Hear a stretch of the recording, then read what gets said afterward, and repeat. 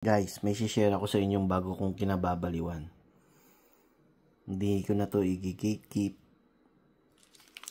Galing kami ngayon sa Seoul at first day pa lang, ito na yung una kong natikman from Lotte. Ito milk flavor, plain milk flavor. Ito milk flavor with strawberry. Ang texture niya is chewy. Napakasarap.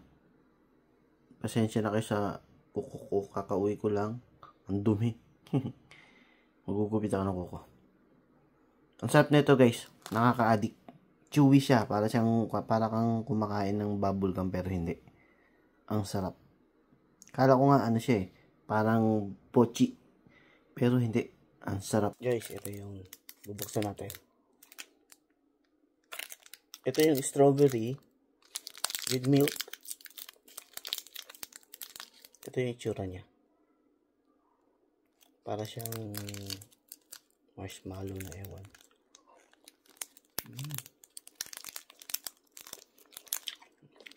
Ito naman yung milk.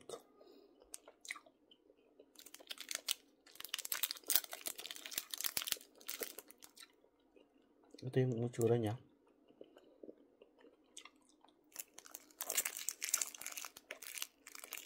Sarap. Nakaka-addict. Bye-bye.